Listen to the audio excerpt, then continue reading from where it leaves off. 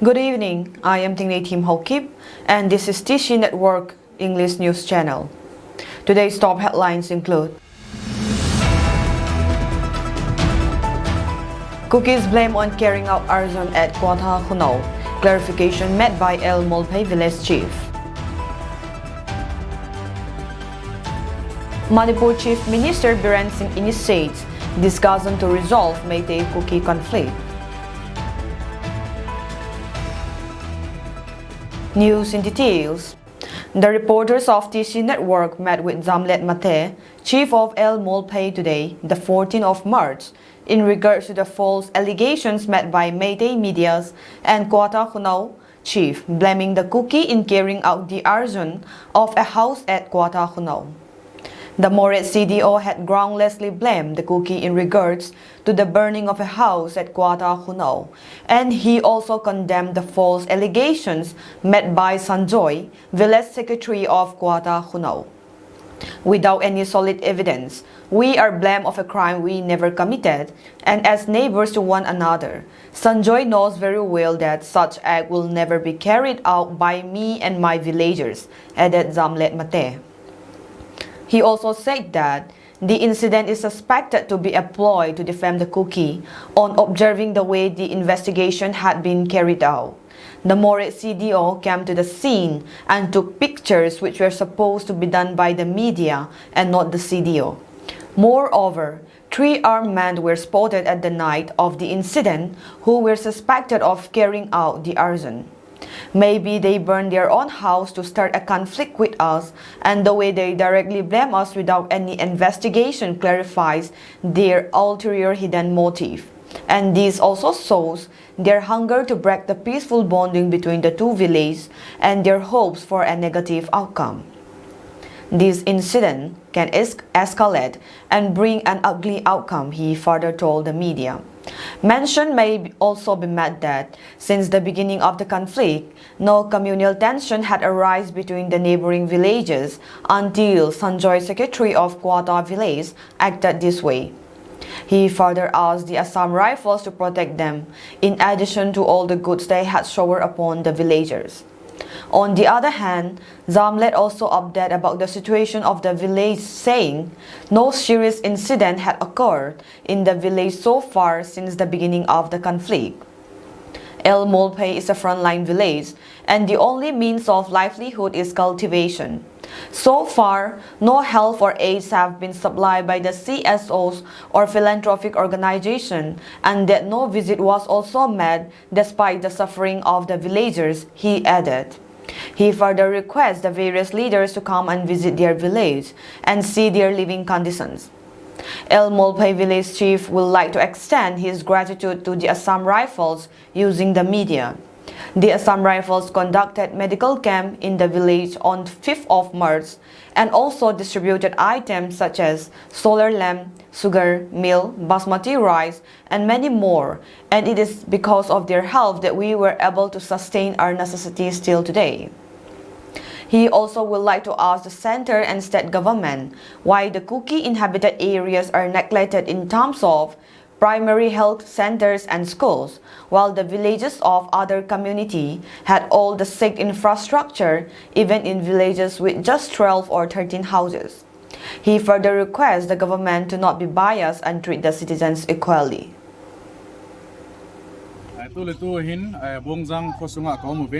Hausapa hi tu chunga Quata Hunawa in kihal na chung chang thua hi a kihal ham gamme ka nika am ti ma cha he chinom loji achu hi chi thu holding a hi chi ka hi win ti sinen wa ko na more ti sinen wa ko na ka chiu hi in tu in hausapa in hi chini kwa in aka adan le ai lawai le amin ho jong in se pi win tin na khosunga mi ho ni chan ge ya het na nei wam i chan ge din muna ding ham ti pa chu hausapa in them khat in se chin ti na cái kamine le ngam son ba ke bibong yang ho supu ka hin det som ni kho hin ani kho yang mam ni pathin ni khal khal ai la lain ai la natra kuno ho satien gin mona na sata ai nei hi tu hiti chan boina kilung no mona ki tha to ki ma tu am bangin hitabang lungtim in hal na ding lungtim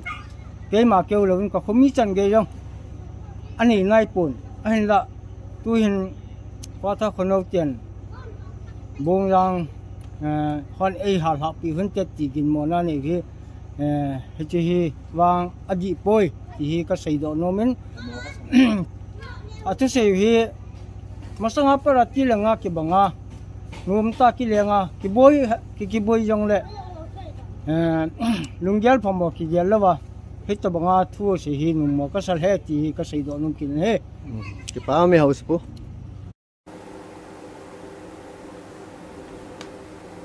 Manipur Chief Minister N. Biren Singh on Thursday said talks have been initiated to resolve the conflict between the Meitei and Kuki communities in the state.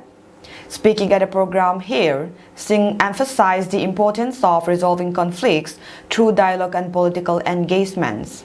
He mentioned that legislators from both communities have met twice, indicating progress in the peace process. As per Indian Today Northeast, Valley MLAs have met Kuki legislators twice. A team consisting of the chairman of the Hill Areas Committee has also been meeting both Kuki and Naga civil societies. I hope peace will return soon, he said. Singh acknowledged the unfortunate loss of innocent lives since violence broke out in the state on May 3rd last, but expressed optimism about achieving peace. He said the deployment of state security forces in vulnerable areas has helped reduce violence. Singh also noted that displaced persons from various areas have started returning to their homes. Deployment of state security forces in almost all vulnerable areas is almost done. With God's grace, news of violence has subsided and displaced persons of Po Bak Chau, Doi Lai Thabi, Suknu and Sirau have started returning to their native places, he said. Manipur has remained gripped by recurring bouts of violence since ethnic clashes between two communities first erupted in May last year. Altogether, 219 people have been killed since then. The clashes have occurred over a number of grievances that both sides have against the other. However, the flashpoint of the crisis has been a move to give Meitei scheduled tribe status, which has since been rolled back, and an attempt to turf out tribals living in protected forest areas. Meiteis account for about 53% of Manipur's population and live mostly in the Imphal Valley, while tribals, which include Nagas and Kukis, constitute 40% and reside mainly in the hill districts. The 27th International Day of Action for Rivers under the theme Water for All was organized today at Vize Dongel Grang, Sai Henzang. The program was organized jointly by Rural Women Upliftment Society, RWUS, Highland and Villagers of Sahezang. In her speech, Mary Beth Sanate, Secretary RWUS, said that water is inevitable to every living thing, without which life as it is known would be impossible. Melody Zote, Project Coordinator RWUS, announced plans and projects to be taken up in the future.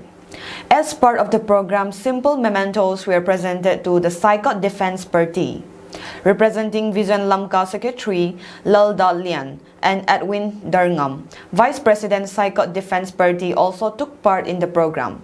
The program was followed by pledging, which was led by Tong Thang Lungdim, Secretary Sai Henzang Village Authority. Today at around 8 a.m., the 17th Kuki Women Churachandpur or Lamka General Assembly program was conducted at M. Songil Village Community Hall, Taising Block. The program started with a devotion led by Chongboy Haukip, Prayer Coordinator KWU.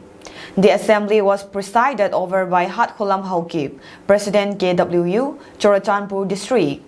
The agenda discussed together during the meeting includes reviewing the last Bong Lucy Assembly agendas of December 8 and 9, 2022, reviewing KWU jurisdiction to extend their blocks and areas, future plans in regards to the war we are facing, sit-in protest and duty matters, International Women's Day, discussion on the agendas of 2024, and other miscellaneous discussion were also met during the program. An interaction program of students and teachers under the theme Career Exposure Session on My Journey in the Foreign Service was held today at Reban College Gangpi Mall Conference Hall, jointly organized by Indo-Myanmar Boulderland Institute, IMBI and Reban College. Resource persons in the program were Ningtal Hovum, retired IFS, and her husband, retired IFS Gautam Mukhopodaya. In her speech, Ningtal Hovum shared her experiences during the course of her career as an Indian Foreign Service and helped extend by other nationals in building up a proper family. She also shared valuable thoughts and ideas in order to build up a reputed personality. She motivates students based on her life and her struggle during her studies. She emphasized on the importance of having a clear aim and vision as a student and not to give up until the goal is achieved. She further stressed on the importance of setting up organic farming in the region. The program was followed by discussion hour where Ningtal Hovum responded questions asked by students regarding their career. With the ending of first session, the second session began with IMBI Inaugural Lecture 2024, where husband of Ningtal Hovum, retired IFS Gautam Mukhopodaya, took over the class. In this session, Gautam explained about the Act East policy and central government's role in Southeast Asia. He also explained in details about India foreign policy and regional policy to the students.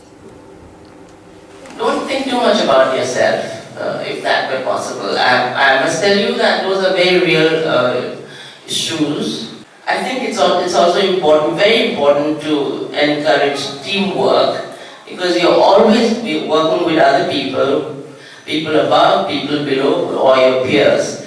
And this may be, this may be not often acknowledged, but I think getting along with people is very, very essential to get on. Or Northeast Act East. What does Act East mean to the Northeast? What is the vision behind Act East? What East has it started? What are the misconceptions about it? What are the projects that are contained in it? How sound are they? What are their weaknesses? What are their shortcomings? And what kind of roadmap we can think of for the future? A survey about the farmlands cultivated by the Gunpi Kana area village volunteers was done today by the TC Network reporting team. The volunteers during their free time plow lands and grow vegetables in the open farmlands of Sinam village. Sinam village is a frontline village bordering Sirao village, which serves as a buffer zone in the area. This idea was put to light by the Area Defense Committee. The volunteers, in order to lighten the burden of the people who supply their basic necessities and fooding by donating a certain sum of money every month, plan on growing their own vegetables farm. Report from the volunteer also states that they feel more healthy and fit on consuming the organically grown vegetables in their farmlands. The volunteers grow all types of vegetables such as mustard, cabbage, potato, chives, cauliflower, onion, pumpkin, taro, coriander, and many more.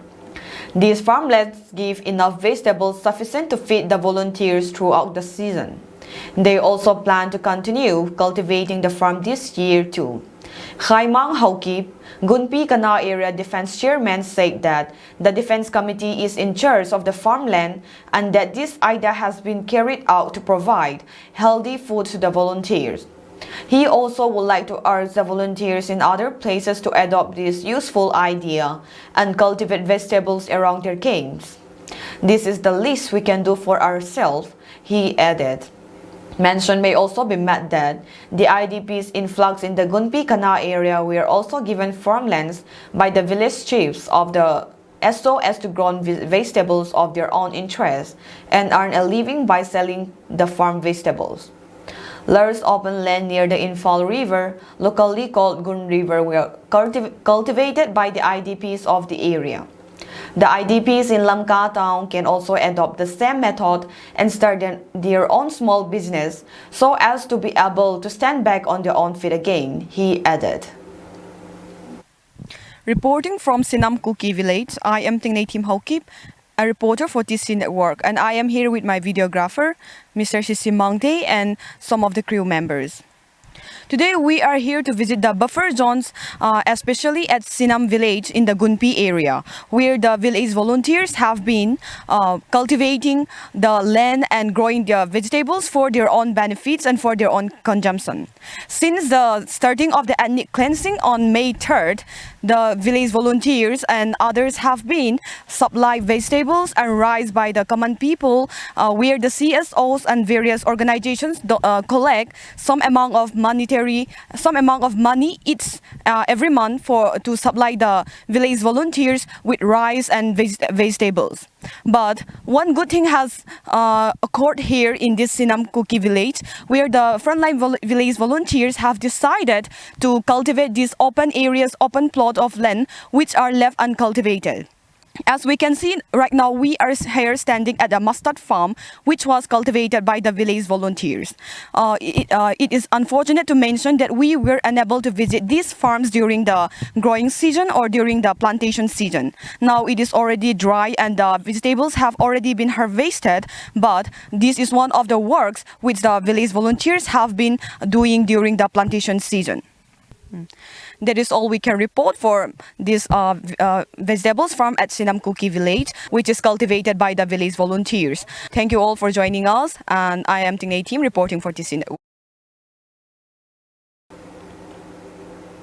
Chief Minister N. Biren Singh inaugurated the State Institute of Hotel Management SIHM constructed at Nong Mai Ting in Infal East, Manipur, under the sponsorship of the Ministry of Tourism, Government of India today. As per India Today Northeast, the inauguration program was organized by the Department of Tourism, Government of Manipur. The implementing agency for the construction of the State Institute of Hotel Management was entrusted to the Manipur Police Housing Corporation Limited. The institute offers courses like BSc Hotel and Hospitality Administration, BSc Culinary Arts and Catering, BBA Travel and Tourism Management, and Postgraduate Diploma in Aviation, Hospitality and Tourism. Speaking on the occasion, Chief Minister N. Biren Singh stated that the setting up of the SIHM is very important, adding that the tourism sector has much impact in the economy and employment generation in the state. Mentioning the beauty of the landscape alongside the institute, he urged both the trainers and trainees of the institute to maintain a good relationship with nature and to preserve it while enjoying its scenic beauty. He also stressed the need to show a sense of belongingness. The BJP party urged the resolution of the Eastern Nagaland public emergency through democratic dialogue amidst ongoing ENPO protests. Citing the concerns, the state BJP unit acknowledged their grievances and demands of ENPO concerning the frontier Nagaland territory and encouraged all stakeholders to seek resolution through democratic dialogue. Notably, on March 13, effigies of Prime Minister Narendra Modi, Union Home Minister Amit Shah, and National BJP President JP Nadda were burned in Tuan Sang, an act deemed unproductive and regrettable. These actions occurred amidst the Central's leaders' attempts to address Eastern Nagaland's concerns. The government of India, under the leadership of Prime Minister Modi, is dedicated to Eastern Nagaland's development and welfare, mentioned the release. This commitment is demonstrated through schemes such as PM Matru Vandana Yojana, PM Awas Yojana, and others, and the establishment of the medical college at Mon. A significant financial allocation of Rs 180 crore under PM Dev INE for Eastern Nagaland further signifies the government's efforts, claims the state BJP unit. The BJP Nagaland State Unit appeals to the ENPO for patience and understanding, emphasizing the importance of constructive dialogues for resolution. The BJP Nagaland State Unit urges the ENPO for magnanimity in patience and understanding as both parties navigate through any procedural complexities that may arise while trying to achieve a positive end result.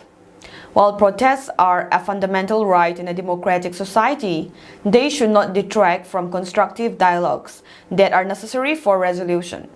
It is incumbent upon all stakeholders to engage in meaningful discussions, respecting procedural and technical considerations to achieve a mutually beneficial outcome. The BJP Nagaland State Unit expresses confidence in the Government of India's commitment to address Eastern Nagaland's concern and achieve positive, pragmatic outcomes. Israel intends to move 1.4 million displaced Palestinians from Gaza's southern city of Rafah to humanitarian enclaves before a planned military assault there, Israel Defense Forces spokesperson Daniel Hagari told reporters on Wednesday.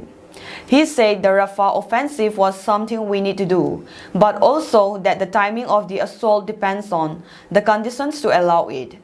More than half of Gaza's population is now sheltering in Rafah, which borders Egypt.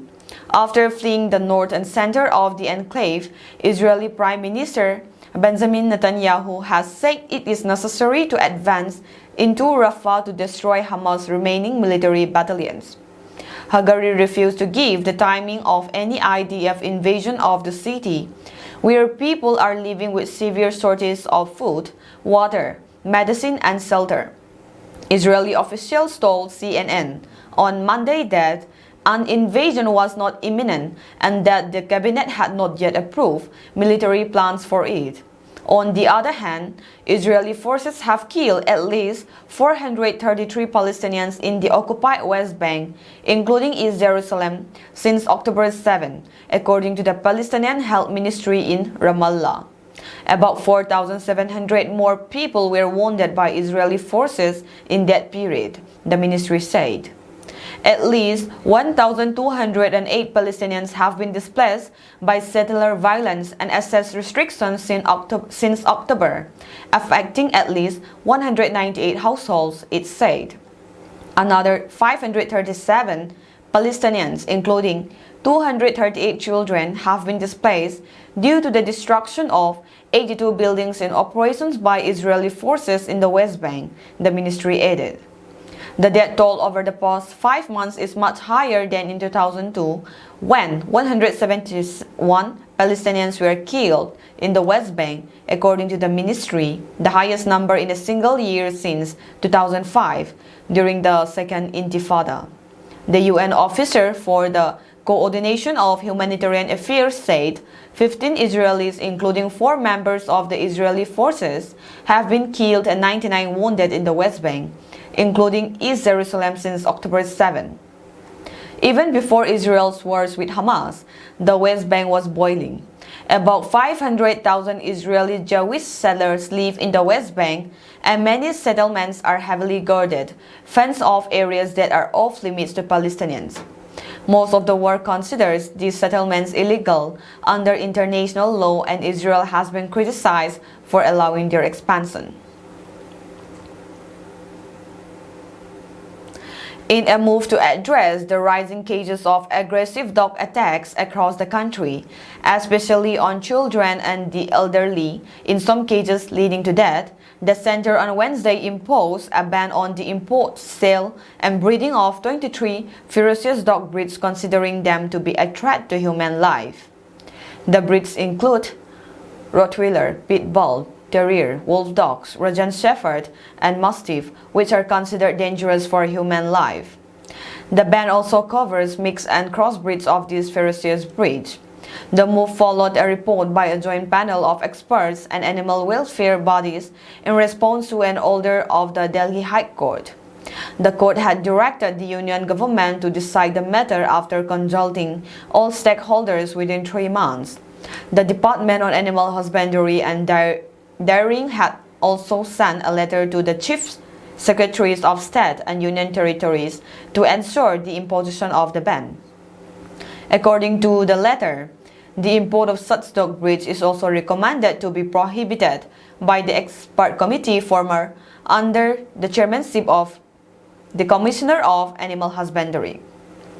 The list of banned dog breeds include Pit Bull Terrier, Tosa Inu, American Staffordshire Terrier, Fila Brasileiro, Dogo Argentino, American Bulldog, Bourbon, Kangal, Central Asian Shepherd Dog, Caucasian Shepherd Dog, Sac Russian Shepherd, Thorn-Jack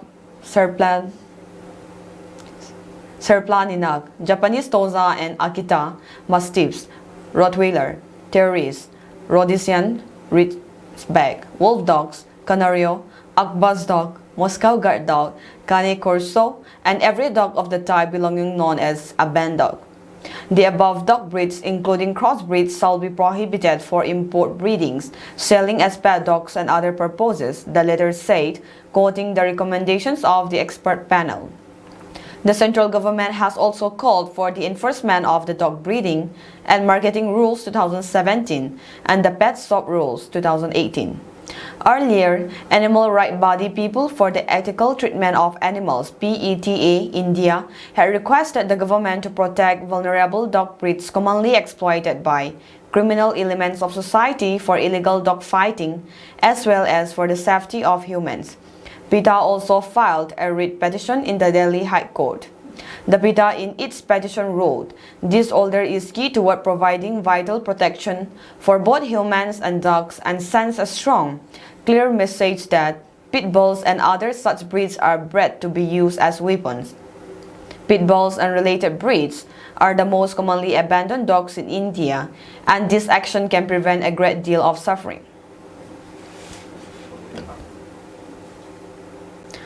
That is all for today's news, and have a pleasant evening ahead.